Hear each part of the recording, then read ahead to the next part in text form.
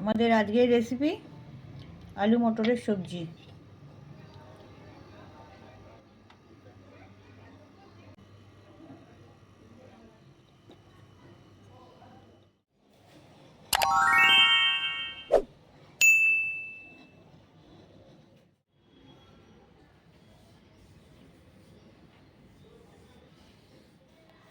আলু মটরের সবজি বানাবার জন্যে দুটো মিডিয়াম সাইজের আলু এরকম ডুমো ডুমো করে কাটা আছে, আর কড়াইশুঁটি এখানে ছাড়ানো আছে 250 গ্রাম মতন।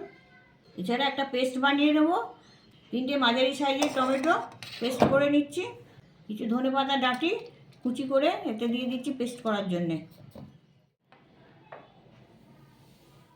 ওভেনে কড়া বসিয়ে 3 চা চামচ সাদা তেল দিয়ে দিচ্ছি।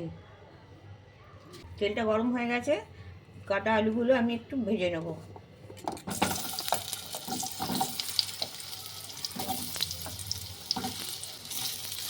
একটু লালচে করে ভাজবো। আলু ভেজে করলে তরকারির টেস্টটা ভালো আসে।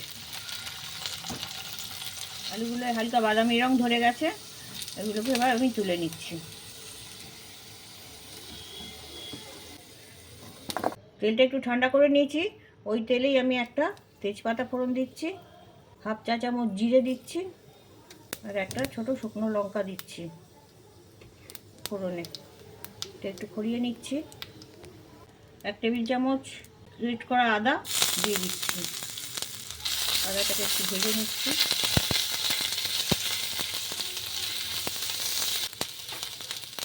ওই যে টমেটোর পিউরিটা করেছি সেটা দিয়ে দিচ্ছি। এটাকে একটুখানি কষিয়ে নেব।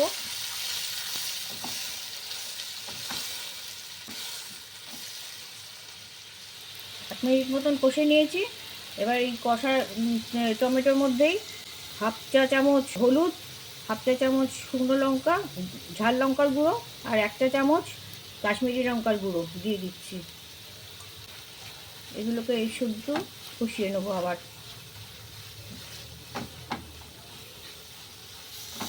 মশলাটা কষতে কষতে জলটা পুরো শুকিয়ে গেছে। এবার একটু একটু করে তেল ছাড়ছে। এবারে মিক্সি ধোয়া জলটা আমি এতে দিয়ে দিচ্ছি। 2 টিস্পুন চিনি দেবো।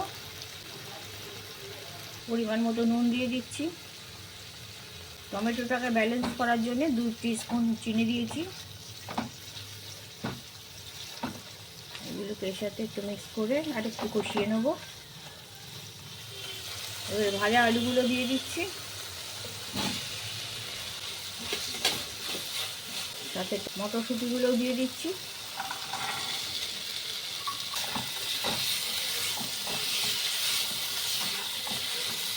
সবজিগুলো সেদ্ধ হবে, সেই পরিমাণ মতো জল দিয়ে দিচ্ছি।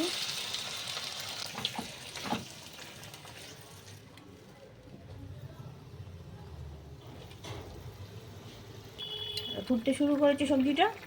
এবার আমি ঢাকাটা দিয়ে দিচ্ছি, আর ওভেনের আঁচটা মিডিয়াম করে দিচ্ছি।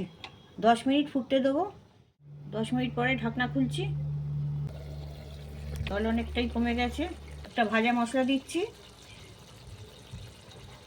এর মধ্যে আছে 1 চা চামচ ধনে, 1 চা চামচ জিরে, একটা শুকনো লঙ্কা, 2টো ছোটো এলাচ, আর একটু দারচিনির টুকরো। ভাজা মশলাটা মিশিয়ে দিচ্ছি।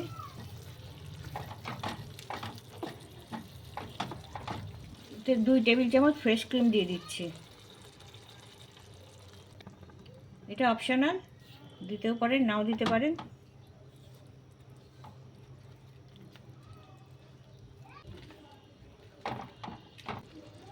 এক চামচ ভালো ঘি দিয়ে দিচ্ছি।